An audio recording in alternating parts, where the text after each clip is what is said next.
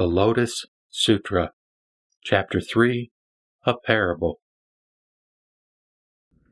Thereupon Sariputra stood up, ecstatic and joyful, pressed his palms together, and, gazing at the Buddha, the Bhagavat, said, quote, "Now, hearing the words of this Dharma from the Bhagavat, my heart is full of joy, for I have experienced something unprecedented. What is the reason for this? In the past, when I heard this Dharma from the Buddha and saw the Bodhisattvas receive their predictions, I was not included. I grieved because I thought I had been deprived of the immeasurable wisdom and insight of the Tathagata. O Bhagavat, while I was dwelling alone under forest trees, whether sitting or walking, I was constantly thinking this, quote, since we have also realized the true nature of the Dharma, why has the Tathagata tried to save us with the teachings of the inferior vehicle? The fault is ours, not the Bhagavat's. Why is this? If we had waited for your explanation about the way to achieve highest complete enlightenment, we certainly would have been able to save ourselves by means of the Mahayana. However, we did not understand that you were teaching with skillful means, according to what is appropriate to us. When we first heard the Buddha's teaching, we immediately accepted, contemplated, and understood it. O Bhagavat, since long ago, I have reproached myself incessantly, day and night. But now, from the Buddha, we have heard the unprecedented Dharma that we have never heard before, and it has removed all our doubts. I have obtained peace and tranquility in body and mind. Today I have finally realized that I am truly the heir of the Buddha, born from the mouth of the Buddha, incarnated from the Dharma, and that I have inherited a part of the Buddha Dharma." Then Sariputra, wanting to elaborate this meaning, spoke again in verse, quote, "When I heard the words of this Dharma, experiencing something unprecedented, my heart overflowed with joy, and I was rid of all my doubts. From long ago, ever since I heard the teaching of the Buddha, I have not lost the Mahayana. The words of the Buddhas are extremely rare and are capable of ridding sentient beings of their suffering.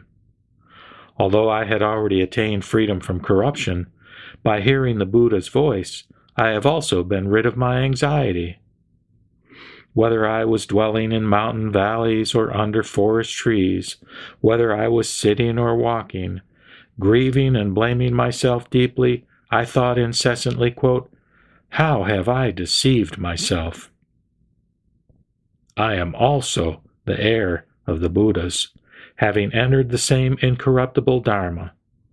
Nevertheless, in the future, I shall not be able to explain the highest path. The golden color, the 32 marks, the 10 powers, and the liberations are all in the same Dharma. And yet I have not attained any of these. Moreover, such qualities as the 80 excellent and 18 special characteristics are completely lost to me. When I was wandering alone, I saw the Buddha in the great assembly, filling the 10 directions with his fame, and greatly benefiting sentient beings. I then thought, quote, I have lost all these benefits because I have been deceiving myself. I thought about this constantly day and night and wanted to ask the Bhagavat, quote, have I or have I not lost these? I always saw the Bhagavat praising the Bodhisattvas. That is why I pondered over such matters as these, both day and night. Now I have heard the words of the Buddha, explaining to sentient beings the incorruptible Dharma, which is difficult to comprehend, and making them enter the terrace of enlightenment. Formerly, I was attached to false views, and was a teacher of Brahmins. The Bhagavat, knowing my mind, removed the false views and taught nirvana. I got rid of false views completely and attained the teaching of emptiness. At that time, I considered myself to have attained nirvana. But now I have become aware that this was not the real nirvana. When I become a Buddha, I shall be endowed with the 32 marks and be honored by devas, humans, yaksas, and nagas. Only then can it be said that I have permanently attained nirvana without residue. Before the great assembly, the Buddha has proclaimed that I will become a Buddha. After hearing these words of the Dharma, I was immediately rid of all my doubts. When I first heard this teaching of the Buddhas, I was greatly startled and thought, quote, I wonder if Mara, acting like the Buddha, is confusing me. But the Buddha, who teaches skillfully by means of various explanations and illustrations, has made my mind tranquil like the ocean. While listening to him, I was freed from the web of my doubts. The Buddha has said that immeasurable Buddhas who have attained parinirvana in the past, established in the use of skillful means, have also taught this Dharma.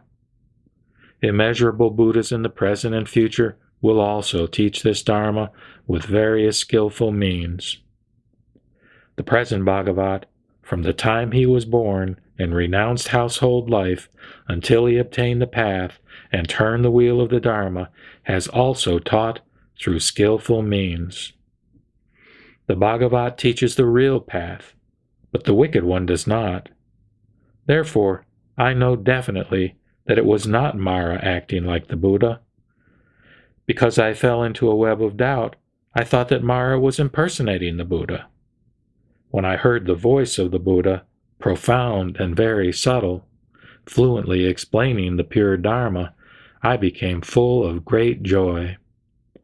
My doubts are completely and forever exhausted, and I have achieved the true wisdom. I will definitely become a Buddha, honored by devas and humans. I will turn the wheel of the highest Dharma and lead and inspire the Bodhisattvas. At that time, the Buddha said to Sariputra, quote, I will now reveal to you before the great assembly of devas, humans, shramanas, and brahmins, that in the past, in the presence of 200,000 kotis of Buddhas, I led and inspired you constantly for the sake of the highest path. You have followed my instructions for a long time. Because I led you with skillful means, you were born in my Dharma. O Sariputra, in the past, I inspired you to seek the Buddha path. Yet just now you had completely forgotten this, and considered yourself to have attained nirvana. Now, because I want you to remember the path that you practiced according to your original vow in the past, I will teach the Shravakas the Mahayana Sutra called the Lotus Sutra, the instruction for the Bodhisattvas and treasured lore of the Buddhas.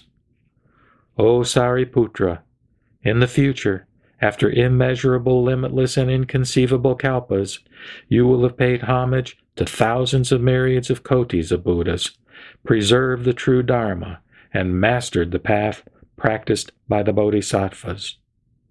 You will become a Buddha called Padmaprabha, a Tathagata, Arhat, completely enlightened, perfect in knowledge and conduct, well departed, knower of the world, unsurpassed, tamer of humans, teacher of devas and humans, Buddha, Bhagavat.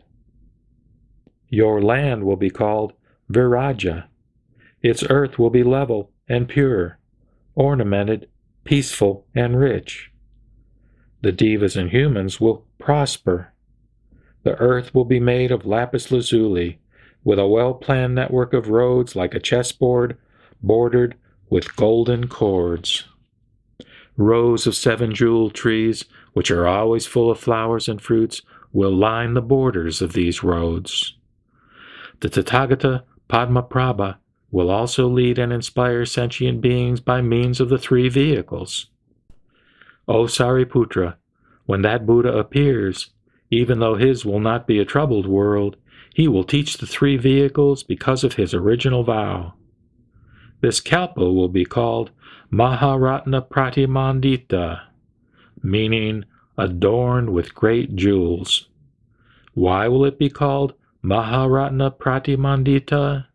Because in that world the bodhisattvas will be like great jewels. The number of these bodhisattvas will be immeasurable, limitless, inconceivable, and beyond all comparison, known only by those with the power of the Buddha's wisdom. When they want to walk, they will step on jeweled flowers, and these bodhisattvas will not be those who are just setting out. Over a long time they will have planted roots of good merit and practiced the pure path of discipline and integrity in the presence of immeasurable hundreds of thousands of myriads of kotis of Buddhas. They will always be praised by the Buddhas and continually practice the Buddha wisdom. They will be endowed with transcendent powers and know well all the teachings of the Dharma. They will be honest, without falsity, and firm in recollection. That world will be filled with bodhisattvas like these. O Sariputra, the lifespan of this Buddha, Padmaprabha, will be 12 intermediate kalpas, not including the period after he becomes a prince and before he becomes a Buddha. And the lifespan of the people in that world will be 8 intermediate kalpas. After these 12 intermediate kalpas have passed, the Tathagata Padmaprabha will predict Bodhisattva Dhartiparipurna's attainment of highest complete enlightenment, and will address the monks saying, quote, "This Bodhisattva Dhartiparipurna will become the next Buddha after me. His name will be Padma Varsa Bhavikrama, a Tathagata, Arhat, completely enlightened. His Buddha world will also be like this one." O Sariputra, after the parivana of the Buddha Padmaprabha, the true Dharma will remain in the world for 32 intermediate kalpas, and the semblance Dharma will also remain in the world for 32 intermediate kalpas. Then the Bhagavat, wanting to elaborate on the meaning of this again, spoke these verses, quote, "O Sariputra, in the future you will become a Buddha of universal wisdom named Padmaprabha, who will save innumerable sentient beings. Having paid homage to innumerable Buddhas, perfected the bodhisattva practice and the qualities, including the 10 powers, you will attain the highest path. After immeasurable kalpas have passed, the kalpa will be called Prabhutaratna, and the world will be called Viraja, pure and without dirt. The earth will be made of lapis lazuli, and the roads, bordered with golden cords, will be lined with variegated trees of the 7 treasures, which are always full of flowers and fruits. The bodhisattvas in that world will always be firm in recollection. All of them will be completely endowed with transcendent powers and the perfections, and will have properly practiced the bodhisattva path in the presence of innumerable Buddhas.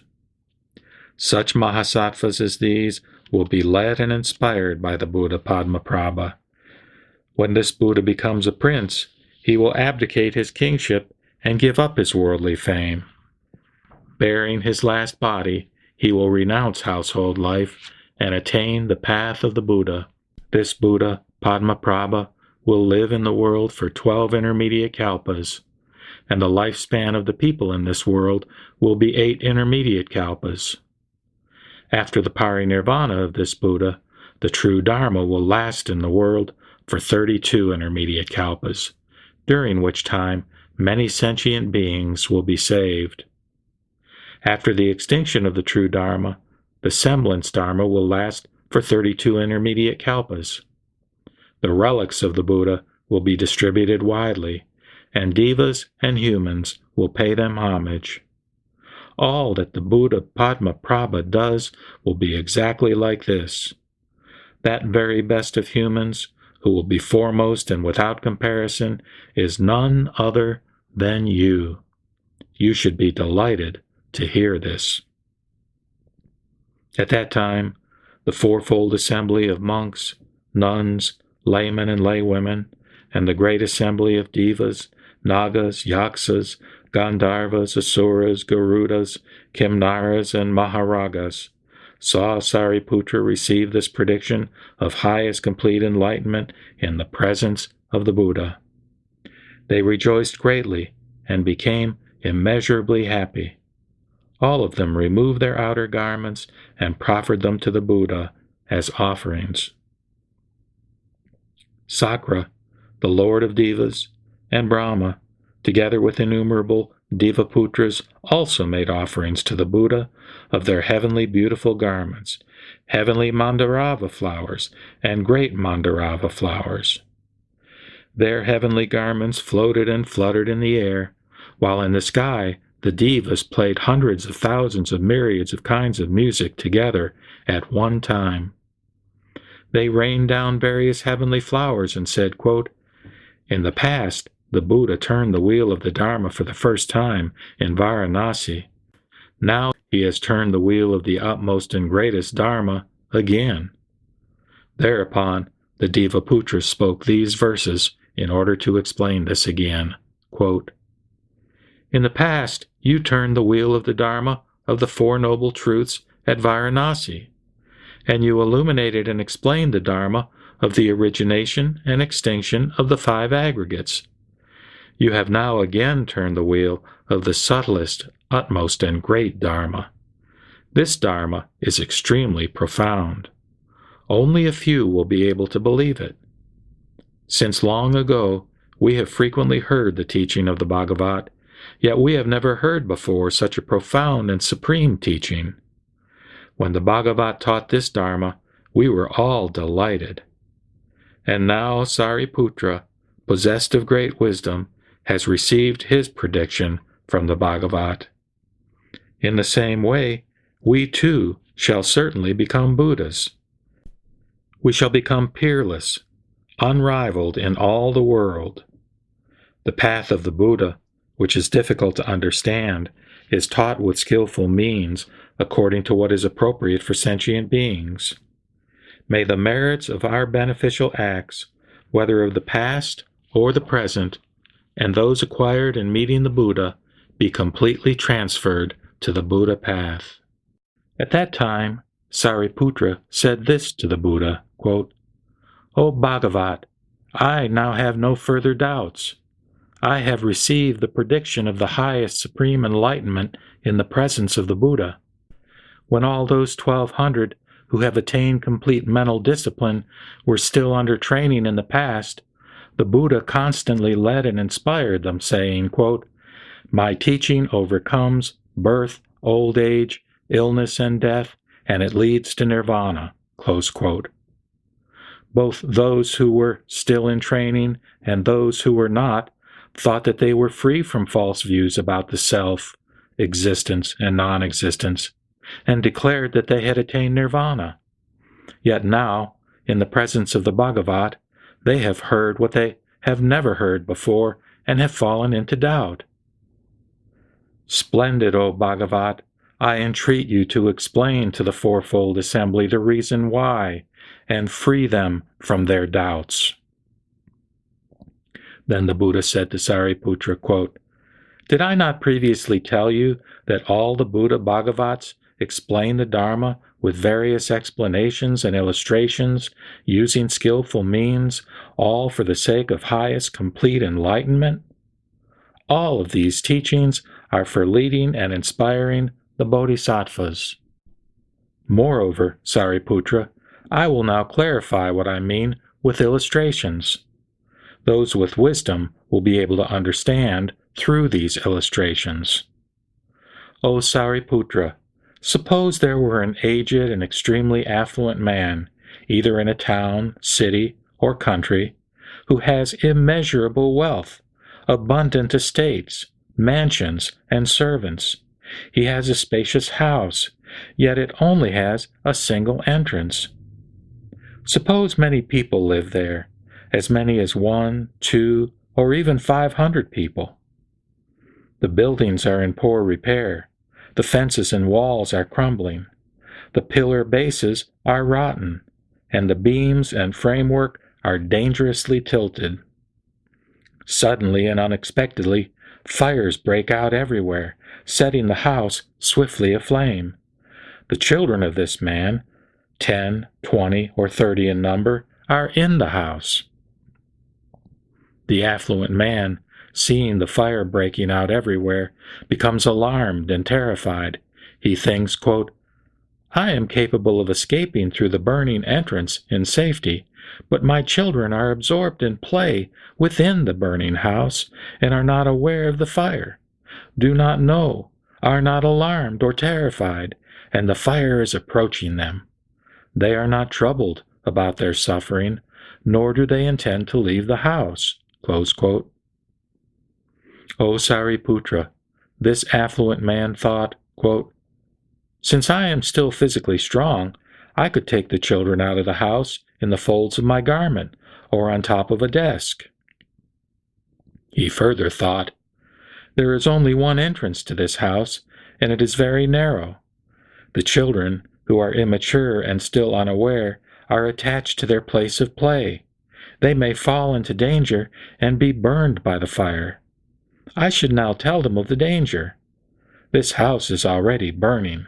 They must escape as quickly as they can to avoid being burned by the fire. After considering this, he urged the children according to his thought. Children, run out immediately!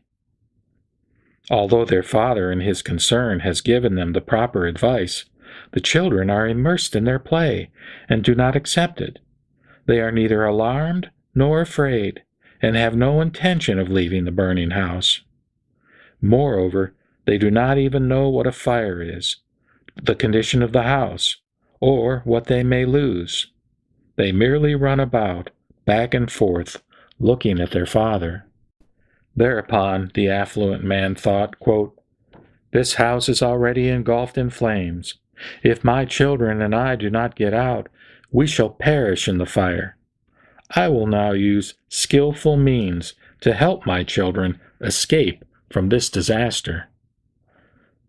Since the father already knew that his children were attached to various rare toys and unusual things that each of them liked, he said to them, quote, The toys you are fond of are rare and hard to obtain. If you do not take them, you will certainly regret it later. Right now, outside the house, there are 3 kinds of carts. One is yoked to a sheep, one to a deer, and one to an ox. Go play with them. Children, run out of this burning house immediately, and I will give you whatever you want. The children, hearing what their father had said about the rare toys, became excited, and, in their eagerness to get to them, they pushed each other out of the way in a mad rush out of the burning house. Then the affluent man saw that his children had got out safely and were sitting unharmed in an open area at a crossroad. He was relieved, happy, and joyful. The children said to their father, quote, Father, please give us the toys you promised, those 3 carts, one yoked to a sheep, one to a deer, and one to an ox. O Sariputra, the affluent man then gave each child the same kind of large cart. These carts were tall and spacious, adorned with various jewels, and encircled with railings full of hanging bells. On the tops of the carts were canopies, also decorated with various kinds of jewels. These carts were draped with jeweled cords and hung with flower garlands. They were thickly piled with fabrics, and red pillows had been placed about. These carts were each yoked to an ox with a spotlessly white hide. These oxen had beautiful bodies, with powerful muscles, even gaits, and were as swift as the wind. And there were many attendants guarding them. Why did the affluent man give these carts? Because the man had great and immeasurable wealth, and his abundant storehouses were full. He thus thought further, quote, Since my treasure has no limit, I should not give my children inferior carts. These are my children, and I love them all equally. I have an immeasurable number of large carts, such as these, decorated with the 7 treasures. I should equally distribute them to each child without discrimination. Why is this? Even if I gave carts like these to everyone in the country, their number would not be exhausted. Why should I not give them to my own children? At that time, the children each climbed into a great cart and had an unprecedented experience, one beyond their original expectations. O Sariputra, what do you think about this? This affluent man gave to his children equally a large cart decorated with precious treasures. Has he deceived them or not? Sariputra replied, No, Bhagavat, the affluent man only tried to help his children escape from the disastrous fire. He saved their lives and did not deceive them. This is by no means a deception. Why? Because by saving their lives they obtained marvelous toys. Moreover, they were saved from the burning house by skillful means. O Bhagavat, if this affluent man had not given them even the smallest cart, it still would not have been a deception. Why is this? Because this affluent man thought before, quote, I will help my children escape with skillful means. This is why it was not a deception. How much more so, since the affluent man, knowing that he had immeasurable wealth and wanting to benefit them equally, gave each of his children a large ox cart. The Buddha said to Sariputra, Splendid, splendid. It is exactly as you have said. O Sariputra, the Tathagata is also just like this. That is to say, as the Father of the entire world, he permanently dispels fear, distress, anxiety, ignorance, and blindness. He has attained immeasurable wisdom, insight, power, and fearlessness, as well as great transcendent powers and the power of wisdom. He has attained the perfection of skillful means and of wisdom. With his great mercy and compassion, he incessantly and indefatigably seeks the welfare of all beings and benefits them all. The Tathagata appears in the triple world, which is like a decaying old house on fire, to rescue sentient beings from the fire of birth, old age, illness and death, anxiety, sorrow, suffering, distress, delusion, blindness, and the three poisons of greed, hatred, and ignorance. Thus, he leads and inspires sentient beings and causes them to attain the highest complete enlightenment. The Tathagata see all sentient beings burning in the fire of birth, old age, illness and death, anxiety, sorrow, suffering, and distress. Because of the desires of the five senses and the desire for monetary profit, they also experience various kinds of suffering. Because of their attachment and pursuits, they experience various kinds of suffering in the present, and in the future they will suffer in the states of existence of hell, animals, and hungry ghosts. If they are born in the heavens or in the human world, they will experience a variety of sorrows, such as suffering from poverty and destitution, separation from loved ones, or suffering from encounters with those they dislike. Although sentient beings are immersed in such sorrows, they rejoice and play. They are not aware, shocked, or startled, or disgusted, nor do they seek release. Running about in the burning house of the triple world, they experience great suffering, and yet they do not realize it. O Sariputra, seeing these things, the Buddha thought, quote, Since I am the father of sentient beings, I must rid them of their immeasurable suffering and distress. I will cause them to rejoice through the immeasurable and limitless pleasure of the Buddha wisdom. O Sariputra, the Tathagata further thought, quote, If I proclaim the Tathagata's wisdom, insight, power, and fearlessness to sentient beings with my transcendent powers and the power of my wisdom alone, without using skillful means, it will be impossible to save them. Why is this? Because these sentient beings have not escaped from birth, old age, illness and death, anxiety, sorrow, suffering and distress, and are being burned in the blazing house of the triple world. How would they be able to understand the Buddha's wisdom? O Sariputra, although that affluent man had physical strength, he did not use it. He only earnestly employed skillful means to save his children from the disaster of the burning house, and later he gave each of them a large cart decorated with precious treasures. The Tathagata is exactly like this.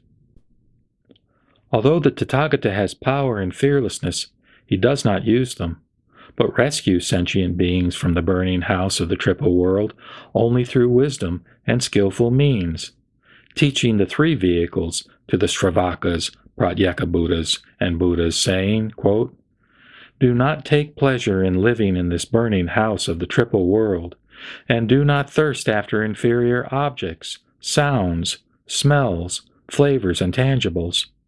If you are attached to these objects and have desires, then you will be burned. Leave the triple world in haste, and you will obtain the three vehicles, the vehicles for the Sravakas, Pratyeka Buddhas, and Buddhas. I definitely guarantee this to you. In the end, it will come true. You should be diligent and persistent." The Tathagata attracts sentient beings through this skillful means, saying further, quote, "You should know that the noble ones praise the teachings of these three vehicles that are self-directed, unrestricted, and independent. When they ride in them, sentient beings will enjoy faculties free from corruption, and also powers, paths to enlightenment, meditation, liberation, and concentration, and they themselves will attain immeasurable ease and pleasure. O Sariputra, those beings, wise by nature, who accept the Dharma from the Buddha Bhagavat, who are diligent, persistent, and wish to escape from the triple world quickly, and who are seeking nirvana, are all practicing the Sravaka vehicle. They are like those children who left the burning house, seeking the cart yoked to a sheep. Those beings who accept the Dharma of the Buddha Bhagavat, who are diligent and persevere in seeking the wisdom of the self-generated one, and enjoy tranquility for themselves, who profoundly know the causes of and reasons for existence, are all practicing the Pratyeka Buddha vehicle. And they are just like those children who left the burning house, seeking the cart yoked to a deer. Those beings who accept the Dharma of the Buddha Bhagavat, who are diligent and persevere in seeking the wisdom of the Omniscient One, the wisdom of the Buddha, the wisdom of the self-generated one, the wisdom acquired without a teacher, the wisdom and insight, powers and fearlessness of the Tathagata, who are compassionate, put immeasurable sentient beings at ease, benefit devas and humans, and save all beings, are all practicing the Mahayana. Bodhisattvas are called Mahasattvas, great beings, because they seek this vehicle. They are just like those children who left the burning house, seeking the cart yoked to an ox. O Sariputra, that affluent man saw his children leave the burning house safely and arrive at a safe place. Knowing that he had immeasurable wealth, he gave a large cart equally to each child. The Tathagata is exactly like this. As the father of all sentient beings, he sees that immeasurable thousands of kotis of sentient beings escape from the dangers, sufferings, and fears of the triple world through the gates of the Buddha teaching and attain the pleasures of nirvana. Then the Tathagata thought, quote, "Because I possess the treasure house of the Dharma of all the Buddhas, which contains immeasurable limitless wisdom, power, and fearlessness, and because all sentient beings are my children, I will give them equally the Mahayana.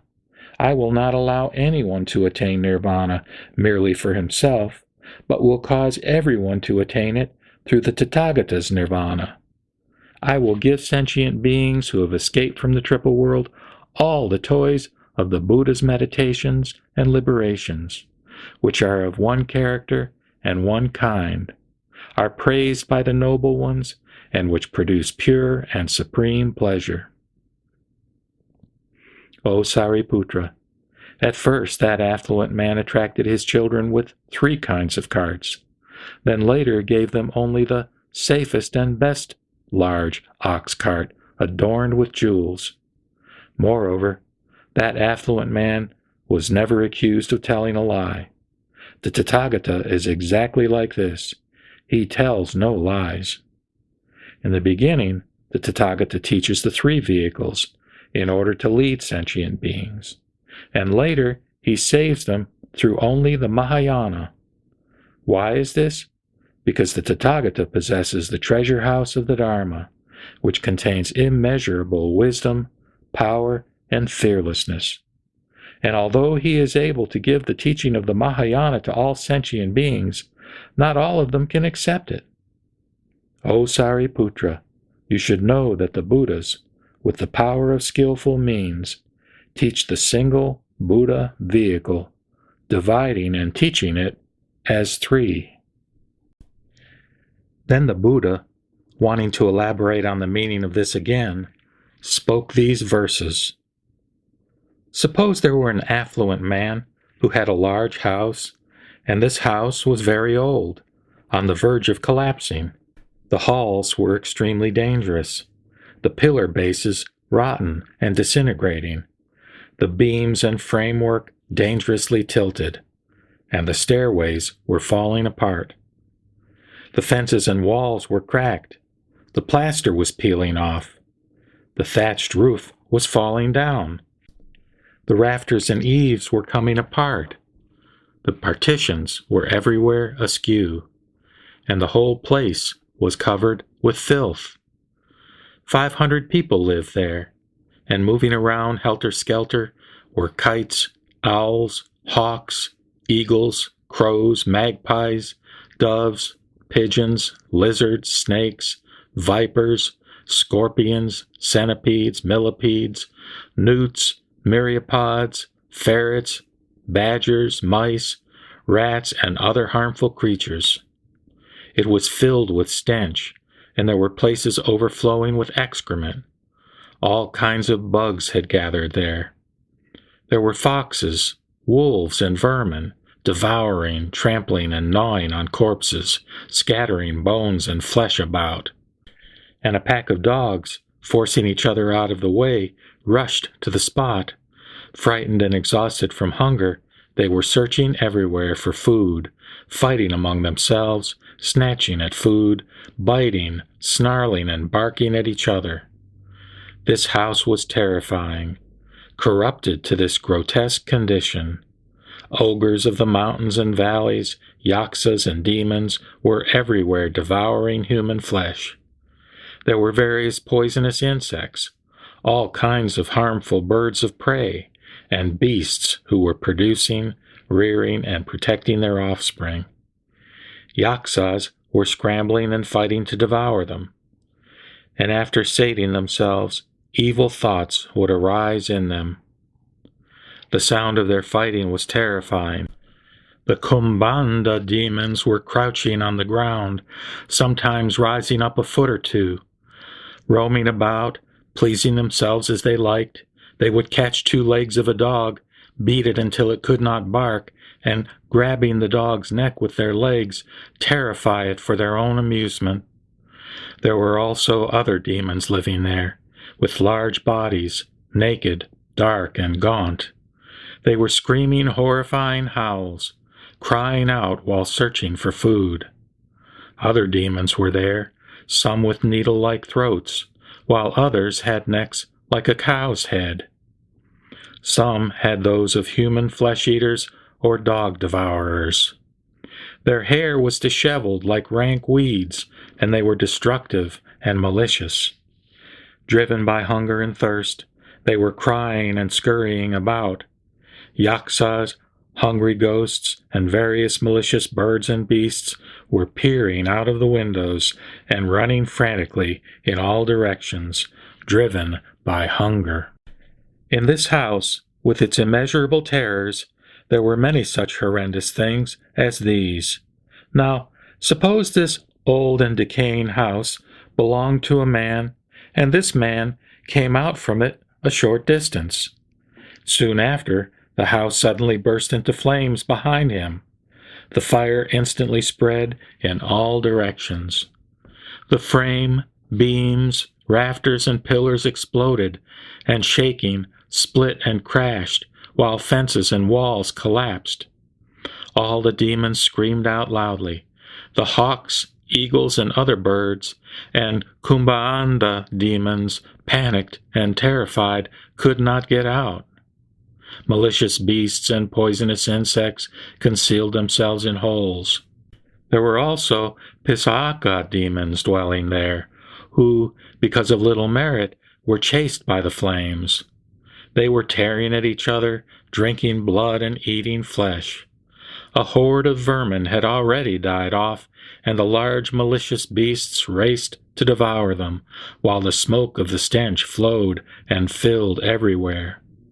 As the centipedes, millipedes, and poisonous snakes rushed, burning out of their holes, the Kumbhaanda demons devoured them, one after another. The hungry ghosts, with their hair on fire, ravenous, thirsty, and suffering from the heat, frantically scurried about. In this way, the house was extremely terrifying with poison and fire, and disasters more than one. Then the householder, who was standing outside the entrance of the house, heard someone say, quote, "Just a moment ago, in the midst of their play, your children entered this house. Being young and ignorant, they are attached to playing games." Hearing this, the affluent man was startled and went into the burning house to save them from the disaster of the fire. As he thought fit, he warned the children and explained the various dangers. Quote, "There are malicious demons, poisonous insects, and the fire is raging everywhere. There are endless horrors, one right after another. There are poisonous snakes, lizards, vipers, yaksas, Kumbhaanda demons, vermin, foxes, dogs, hawks, eagles, kites, owls, and centipedes, all acutely suffering from hunger and thirst, and all extremely terrifying. These horrors are difficult to deal with, how much more so the conflagration." But the children, being ignorant, would not listen to their father's warning. Still attached to their games, they kept right on playing. Thereupon the affluent man thought, quote, "My children, by doing this, increase my distress. There is nothing to enjoy now in this house. Nevertheless, my children who are absorbed in play will not accept my instructions, and so will be hurt by the fire." Then he immediately thought that he should advise his children using various skillful means, and said, "I have a variety of unusual toys, such as fine carts adorned with beautiful treasures, yoked to sheep, deer, and oxen. They are just outside the gate. O children, come out of the house. I have these carts made for you. Play with them as you like." Hearing about these carts, the children immediately started to push each other out of the way to get out of the house. Arriving at an open area, they escaped from the disaster. The affluent man, seeing that his children had escaped from the burning house and were standing at the crossroads, sat down on his lion's seat. Then he joyously said, "Now I am happy. It is extremely difficult to raise these children. Foolish and ignorant, they entered a dangerous house full of various poisonous insects, terrifying ogres from mountains and valleys, and a raging fire that broke out in all directions. In spite of this, these children were attached to playing their games. But by causing them to escape from the disaster, I have saved them. Therefore, my people, I now feel at ease." Thereupon, the children, seeing their father sitting in peace, approached him, saying, "Please, Father, Give us the 3 kinds of carts adorned with treasures that you just promised us. When you said that if we, your children, came out, you would give us 3 kinds of carts, just as we like. Now is the right time. Give them to us right away." This affluent man, who was extremely wealthy, had an abundance of treasures. He had a number of great carts made, adorned with various precious things, like gold, silver, lapis lazuli, mother of pearl, and agate. They were beautifully decorated, encircled with railings, and were covered with hanging bells attached to golden cords. Over them was hung a net of pearls, with golden flower tassels hanging down everywhere. They were all completely decorated in a variety of colors. The bedding was made of soft silk that was covered with an extremely fine carpet of spotless white, which cost thousands of kotis.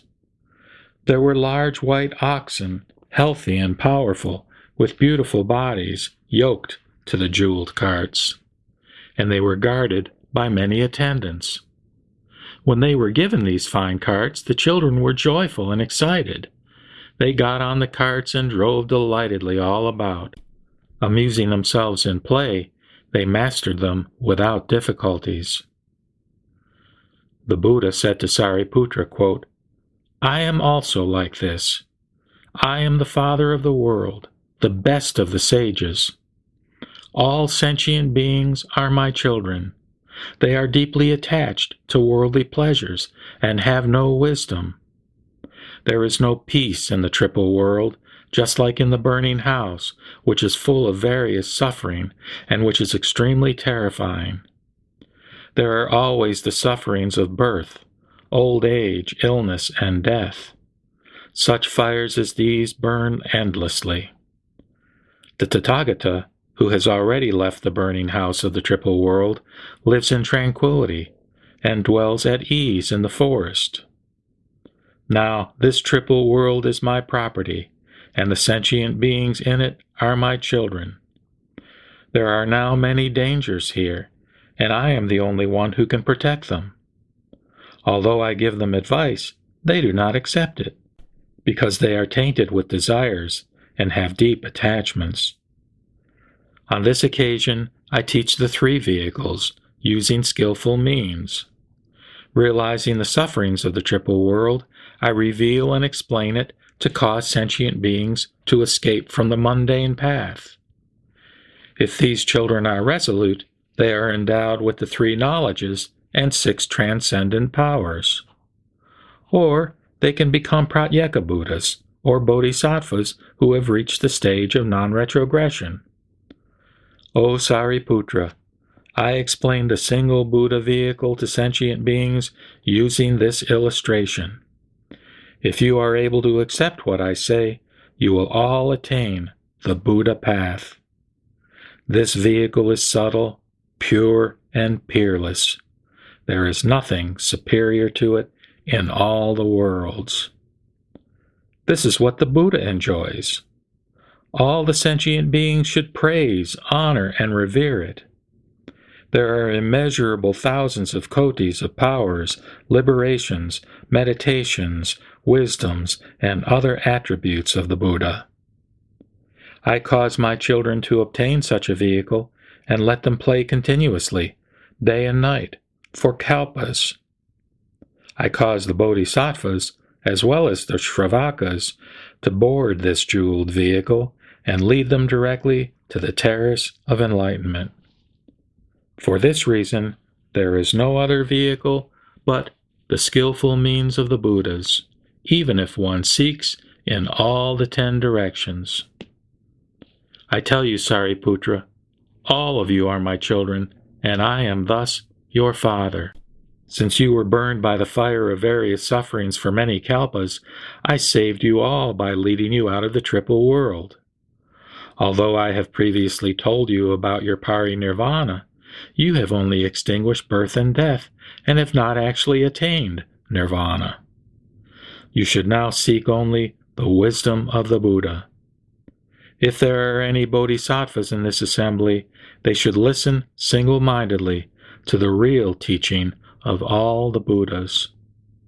Those sentient beings whom the Buddha Bhagavats lead and inspire with skillful means are all bodhisattvas.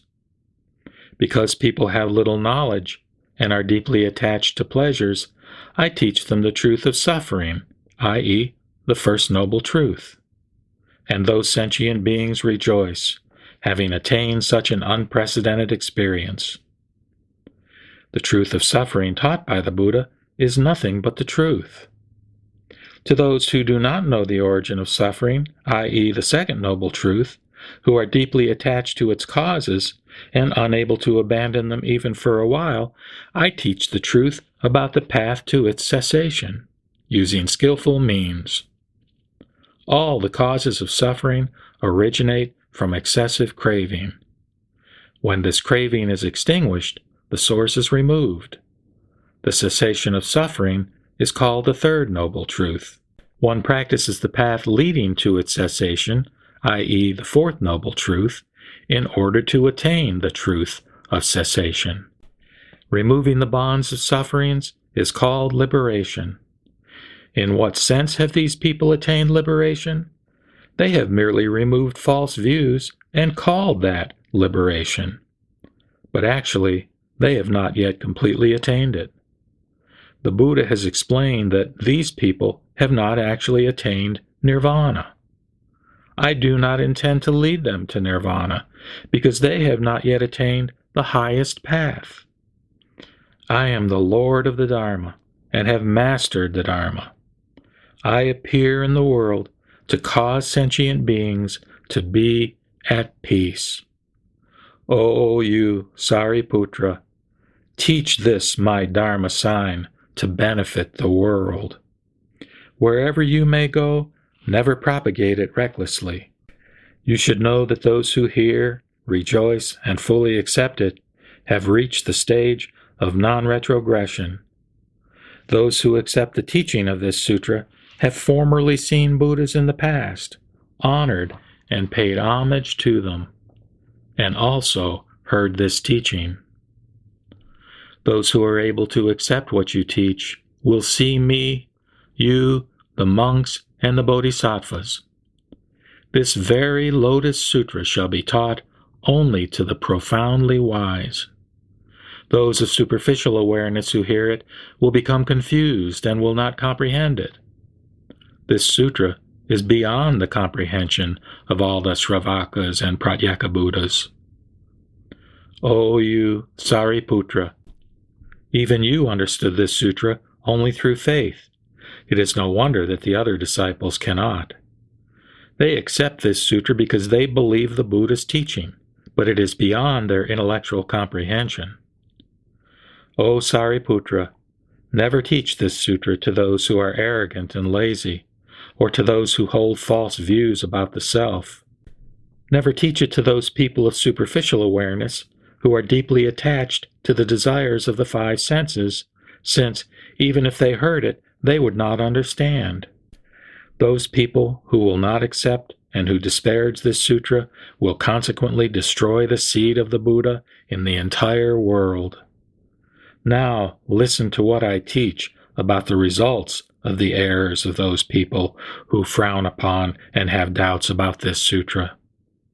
Listen also to what I teach concerning the results of the errors of those people who, whether at the time of the Buddha's presence in this world or after his parinirvana, disparage this sutra and despise, hate, and hold grudges against the people who recite, copy, and preserve it. When such people die, they will go to the Avicii hell, and after spending a kalpa there, will be born in the same way again and again for innumerable kalpas. After coming out of this hell, they will be reborn as animals. If born as dogs or vermin, their bodies will be emaciated, dark-spotted, devoid of hair, with scabies and leprosy. Tormented, hated, and despised by people, they will constantly suffer from hunger and thirst. With withered bones and flesh, they will be in anguish while living and covered with stones after death. Because they destroy the seed of the Buddha, they will suffer the consequences of their errors. If they are born as camels or mules, they will always have heavy burdens to carry.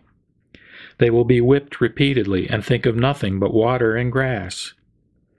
It is because they disparage this sutra that they suffer the consequences of their errors in this way.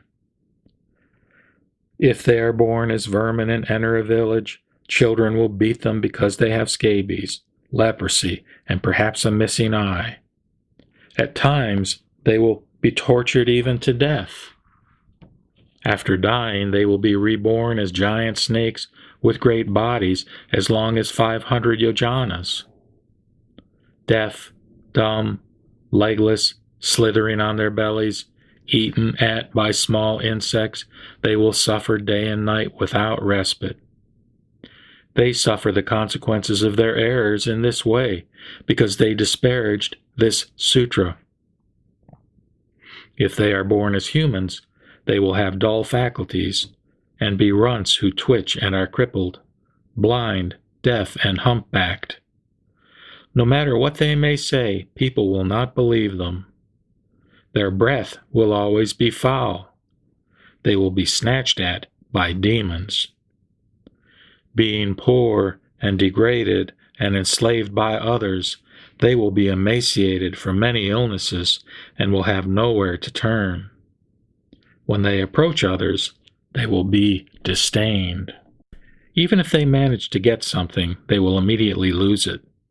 Even if they study medicine and cure themselves according to the correct method, they will suffer from other illnesses again and may even die. When they get sick, no one will tend to them, and even if they take the proper medicine, their pain will increase. Every hand will be turned against them, threatening them, pilfering and stealing from them. They will fall helplessly into this plight because of their transgressions.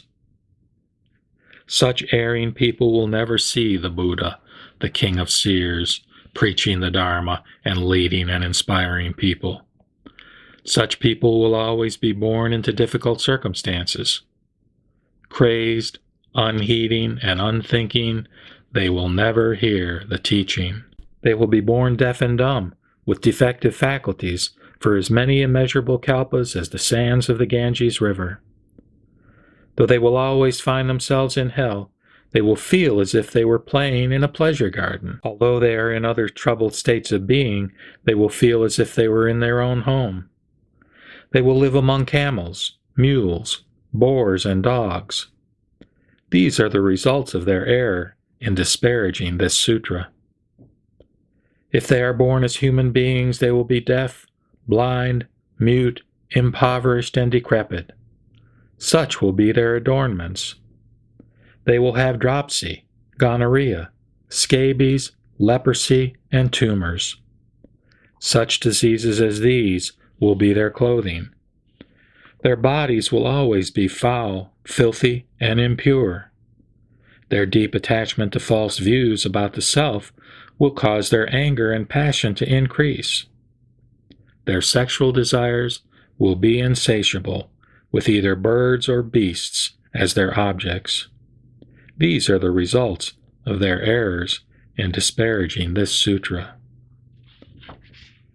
The Buddha said to Sariputra, quote, "If one were to explain the consequences of the errors of those who disparage this sutra, it would take more than a kalpa. For that reason, I am now telling you never to expound this sutra to those who have little wisdom. You should teach it only to those people of sharp faculties who are wise, learned, and understanding, who have good memories and erudition, and are seeking the Buddha path. You should teach it to those who have seen hundreds of thousands of kotis of Buddhas, who have planted good roots and are resolute. Teach it to those who strive, always practice compassion, and give unsparingly of their bodies and lives. You should teach it to those who are respectful and devoid of hypocrisy, who are living alone in mountains and valleys away from fools. O Sariputra, you should teach it to those who have left their bad companions and made friends with virtuous people. Teach it to the heirs of the Buddha who have good conduct, are as pure as jewels, and who are seeking the Mahayana Sutras.